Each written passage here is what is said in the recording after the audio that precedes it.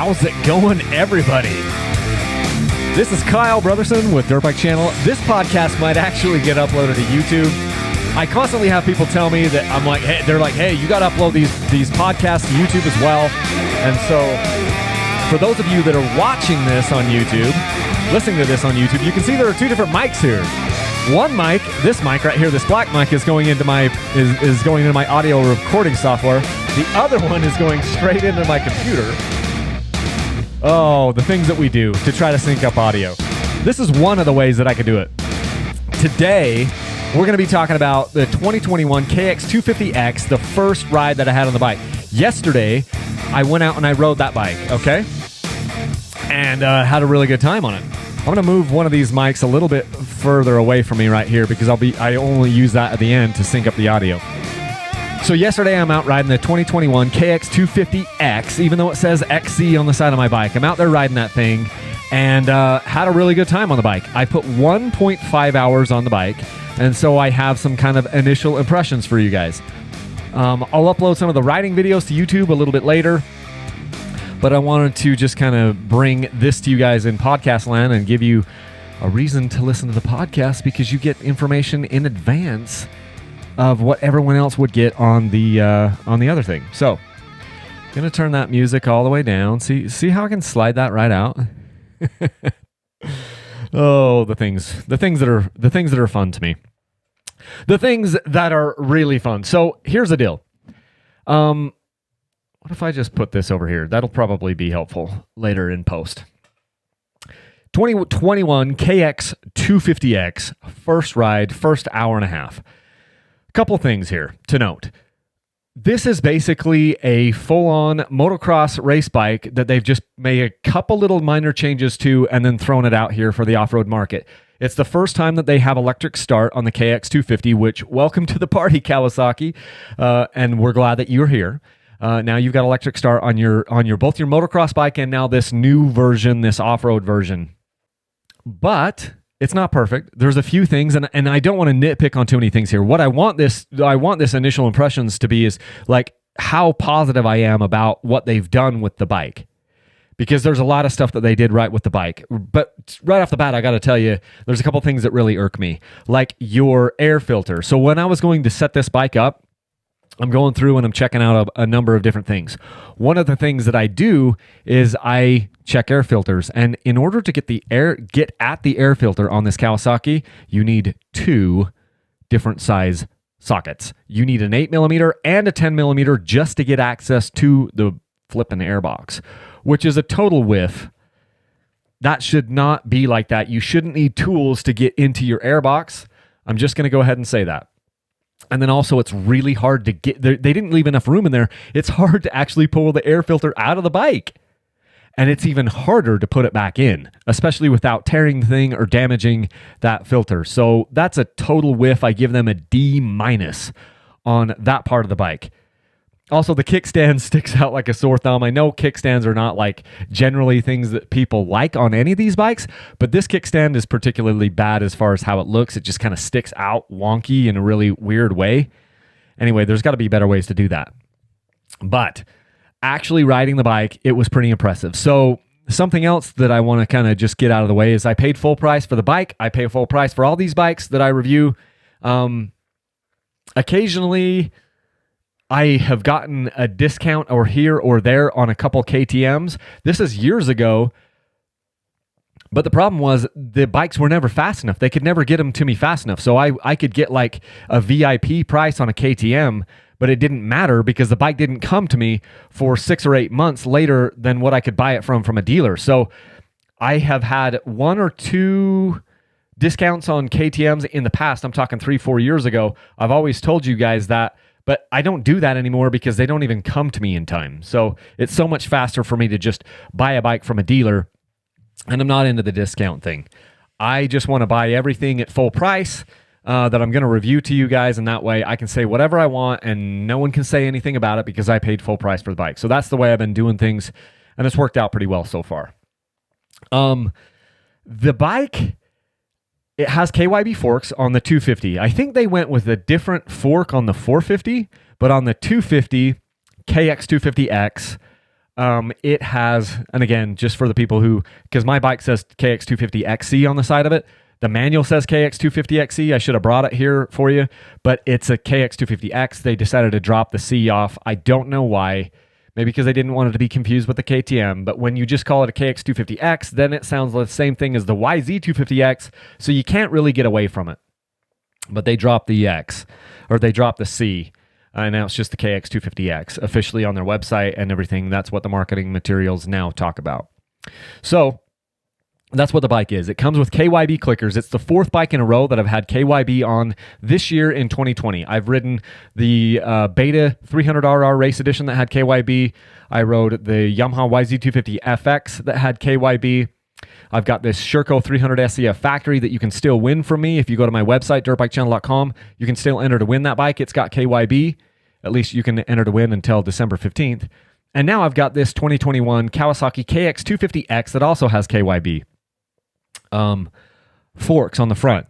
Here's what I'll say. Valving, the only company that got the valving wrong was Beta. On the 2020 Race Edition bikes, that Beta valving was absolutely horrible. It's the worst valving I've had on any bike ever.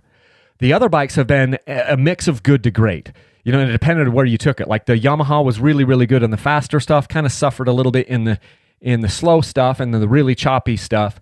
The Sherco is kind of like a mix of both, where it does pretty well. It does really, really good in the slow stuff, doesn't deflect at all. Got a softer valving there, although it's even a little stiff for me where I've got the thing turned all the way out, as far as I've got my compression clickers all the way out. And then this Kawasaki 250X, it's more similar to the Yamaha. And I've turned my clickers all the way out after this ride. In the middle of the ride, I turned the clickers on the Yamaha or on the KX all the way out. But it's totally serviceable, especially for like desert terrain, higher speed stuff. Like most of what I rode yesterday, there was a little bit of first gear stuff, but most of it was second gear, third gear, and then some fourth gear stuff as well. And it was pretty dang good. Like, so initially I set the clickers in kind of the stock position, the standard position, which is about 13 clicks out on the compression. And then I ended up, after 20 minutes or so of riding it, I took my handlebars off because you can't get at the freaking clickers, because I move my handlebars forward. I like to have my handlebars pretty much directly over the center of the forks on each bike. And that means it's impossible to get in there with a screwdriver and actually count clicks. So I took my handlebars off, took my clickers all the way out. They're 20 clicks out now. That's how many clicks of travel they have. And I took the forks, the compression, 20 clicks out, and then rode it that way. After a little bit, I also took 3 clicks of low-speed compression out of the rear shock, and that was pretty good for what I did yesterday. I'll continue to maybe play with that a little bit, maybe even play with the high speed, but overall, the bike actually tracked really, really well. There was a lot of braking bumps. There was a lot of whoops, some deeper ones, some big ones, a lot of rocky-ish whoops, hardpack whoops, and the bike was actually pretty settled. You know, I mean, and here's the thing that I think is the biggest thing that I took away is just how narrow the bike feels beneath you. It's really hard to measure this. I tried to measure this earlier in the year between my Beta and my KTM and my Yamaha, and you could see that Yamaha was wider in every aspect. The Kawasaki is extremely narrow. They've done everything they can to kind of narrow that bike down, and it is noticeable. It is noticeable when you're riding the bike, how narrow the thing feels beneath you. In fact, and I'm going to have to go ride it back to back with some of my other bikes like a KTM, but it feels like it's almost nothing is between your legs. Your feet feel like they're so close together down at the foot pegs that there's not really anything there, but the bike gets narrower as it comes up to the top, up to where, like in your groin area, that thing is so narrow. And the funny thing is, I was wearing my knee braces because I could tell just by looking at the bike that it was really, really narrow. And so I haven't been wearing my knee braces on every ride recently. Sometimes I've just been wearing like some knee pads. But yesterday when I rode the bike, I decided I'm going to wear my knee braces as well because it makes my knees a little bit more bulky. I've already got chicken legs anyway. And so some of you guys might be like me. If you've got chicken legs, small legs, it's harder for us guys to pinch onto the bike anyway. This bike is going to be a little bit harder to pinch on, I think, for a lot of guys because it's so narrow. Now, I'm not going to call that as a con because I think it's really cool. I think it's a cool feeling. I think it just feels like you're kind of riding a knife, you know? it's a pretty cool feeling, and I really, really liked that part of it. It's like it's not even there, you know? So pretty cool feeling. And then as far as like, again, on the forks, once I got the forks turned all the way out and sped up the compression as fast as it can go for the second gear, third gear, fourth gear stuff, I didn't think it deflected bad at all. In fact, I thought it was really, really good. And this is probably going to be a really great desert racing bike or a great GNCC style bike where the speeds are faster. This thing is just like, I think that's where it's going to be at home. I'm not so sure how great it's going to be when we in the slower, more technical stuff, although it wasn't terrible. You know, as far as the forks go, as far as the suspension goes, it's a pretty good mix on a go fast bike, you know? And so this is a bike that really is going to want you to push pretty hard. It's not really a bike that I would call a beginner bike at all. And I'm not entirely certain, man, I'd love to get this bike back to back with a YZ250FX. Because that's kind of what it really reminded me of, especially when getting into the motor. But just continuing about the frame and the suspension, it did feel like when I took a couple clicks out of the compression on the rear shock, it did kind of give it more of a planted feeling, and it felt like it was really, it handled the braking bumps and the chop quite well on the rear of the bike. I never really felt like I was out of sorts. The riding conditions that I was on, it was pretty slick. The tracks are really dry. The single track and the area that I was riding on was really, really dry and quite loose and powdery in a lot of areas. But I still didn't feel like I was bumping around a whole lot. And as with all my review bikes in the last few years, I put tubeless on the bike. I put a Bridgestone M59 front tire on the bike, and I put an IRC VE33S Dakota tire on the rear because that way I take some of the, I can take some of the differences out of these bikes and at least have one baseline in my tubeless and my tires. And then I just focus on how the bike feels, how the suspension feels, how the frame feels. And it was pretty planted. It was pretty planted, and I felt like it did a good job of kind of absorbing all the nasty stuff that was in the trail.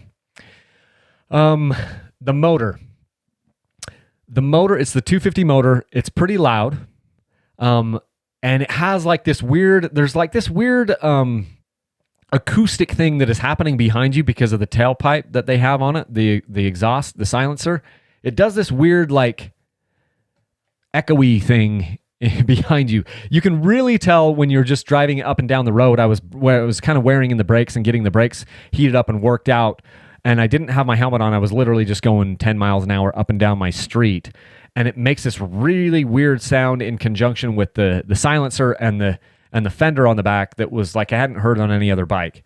And then when the bike was running in my truck and I was walking past it, and it does this, I don't know, there's a weird vortex thing happening on the outside, on the backside of your silencer on that bike. But the motor it actually feels really racy, like very, very snappy. It is very much, it feels a lot like the YZ250FX that I rode earlier in the year. I don't know, and it has different maps. You can put like there's like little different dongles that it has that you can kind of change the mapping a little bit. I didn't change anything. I just ran on the stock one that they give you. I can't remember. You've got like a black plug-in and a white plug-in and a green plug-in. I'll have to do some more research on what those mean and what they do. But ultimately, it has pretty decent torque down low. I didn't stall it at all on any of the little technical hill climbs that I did, but I was also very, very careful with it. I was very careful. I've gotten better and better and better at riding these four-stroke bikes and keeping them running because it is an art.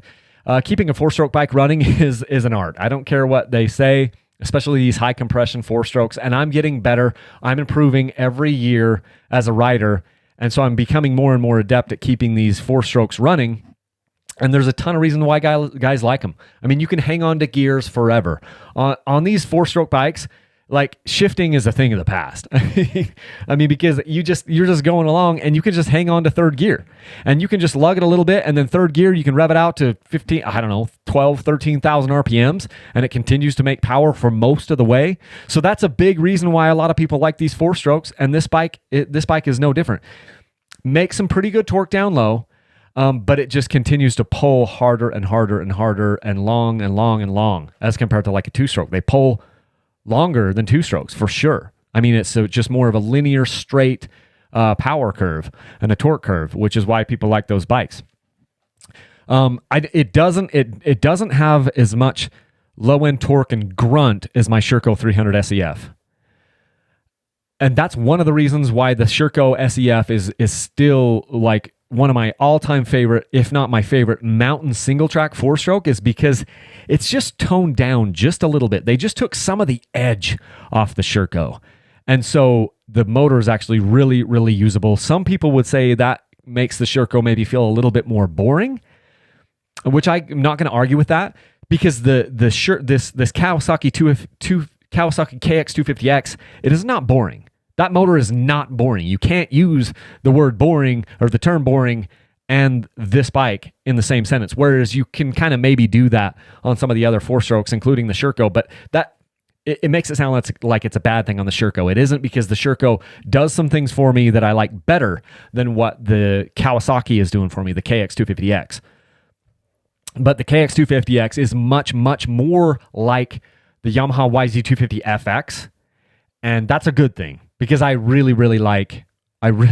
these three bikes, the YZ250FX, the Sherco 300 SEF factory, and then the KX250X, they're all really good, and I've had a ton of fun with all of them, but they all kind of have their little niche, and I'm not exactly sure what the niche is yet on the Kawasaki, because I haven't ridden it enough, but I will say that it's pretty awesome. The front end feels really light. It feels quite playful. It's more playful than the Sherco, for sure. Just everything. The motor's more snappy, more playful. The front end feels more snappy, more playful. And that isn't to say that the Sherco is heavy or dull or slow. It just, they have a little bit different characteristics to them. It loves to corner, and it loves to carve around some of these berms. It gave me a ton of confidence on those things, and I really, really did like that. It gives you, so Kawasaki also has two different positions for the foot pegs, and in the middle of the ride, I wanted to change the foot pegs and drop them down. Funny thing is, when you change, and so I came home and I changed the position of the pegs after the ride, and it's funny because they allow you to change the pegs down, but they come forward just a little bit. You're not even changing them very much. We're talking about maybe 5 to 7 millimeters is what you're dropping them down. It's not very much. I even had one of them up and one of them down, and I got on the bike, and it's very, very subtle. It's a very subtle difference. I'm not sure I would have noticed if I didn't know what I was feeling. If I didn't know what to feel for, I'm not sure if I could even tell the difference. But sadly, when you move the pegs down, they also go forward just a little bit, which I think is counterproductive for what I'm trying to do. I don't know. Maybe they must have done some thought about that. But yeah, so you move the pegs down and forward just a little bit. I would have rather have them down and back just a little bit, but hey. So I haven't ridden it yet with after I've adjusted the pegs, but I will say thank you, Kawasaki, for giving us that option. I think all the bike manufacturers should do that. At least give us two different places that we can mount our foot pegs, just to customize that cockpit just a little bit. It's one of the complaints that I had against the Sherco is I just feel like I don't have the ability to get comfortable inside of the Sherco cockpit by moving bars. I had to move my bars and my foot pegs on the Sherco, and now I feel a lot better with that. On the on the Kawasaki KX250X, they give you the ability to move the bars and the foot pegs, and so we'll see if the two, if I end up liking that better, which I think I will. Will it be enough? I'm not sure. I might want to move them back a little bit, but we'll just see on that. So anyway, and then other thoughts. Okay, so it's only got a 5-speed transmission. And I think that there are definitely going to be some situations where that's going to be a limiting factor, and I'd rather have a 6-speed transmission. I'm just going to go on record to say that. But yesterday's ride, in the first hour and a half, I was not thinking like, oh crap, this transmission sucks. So it's a 5-speed close ratio transmission, just like their MX bikes, as near as I can tell. But at least it doesn't have a really super low first gear, and so that's cool. And I never felt yesterday, and I've only ridden it an hour and a half, I didn't feel limited by the 5-speed. I just didn't. So yeah, I'd rather have 6-speed, but it wasn't, I'm not going to sit there and bag on this, at least, initially. One thing I will say that I know is going to be an issue is the fuel tank. The fuel tank is not large enough. It didn't matter yesterday because I was just out on a ride. I did, 30 miles, 25, 30, somewhere between 20 and 30 miles. I can't remember exactly. But it wasn't going to be an issue yesterday, but for the hardcore desert racer, the hardcore GNCC guy, or the guy that just wants to ride this bike for a long time in the woods, so you're going to have to install an aftermarket fuel tank, and that is a swing and a miss because it's a really, really small tank on that thing.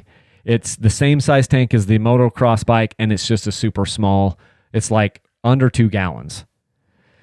So that's going to be kind of an issue down the road. But those are kind of my first initial notes that I took from the ride. Ultimately, it's pretty cool. I mean, and I do feel like I'm glad they finally came to the party. They came to the party like 6 years late because I believe Yamaha did the YZ250FX in 2015 as the first model. It was either 2015 or 2016. So Kawasaki is either 5 years late to the party or 6 years late to the party, depending on how we look at this. Welcome to the party. I'm glad you're here. It's good to have you guys. What took you so long? You didn't get everything right on the first time, but I'm okay with that. At least you're actually here. Now, Kawasaki, bring back your 2-stroke. The fact that they've dropped like the KX250F, I don't even think they call it the KX250F anymore. Their 4-stroke, I think they just call it the KX250. And then this one, they call it the KX250X. I think that means that they're not ever going to bring the 2-stroke back. And that really sucks for us 2-stroke guys out there. But this is a pretty cool bike. Not perfect. We're going to get into a lot more of maybe some of the shortcomings or whatever, but I just wanted to say I had a ton of fun on that bike. And if you end up with one of these, you're probably going to have a ton of fun on it. Just like anything else, there's going to be some stuff that you're going to have to do probably to make the bike a little bit better suited for you. But ultimately, it's pretty fun. And I try to judge these bikes by how much fun I have on them. And I had a lot of fun yesterday, so not much to complain about there. That's what I've got for you today. Just a real quick podcast on this one.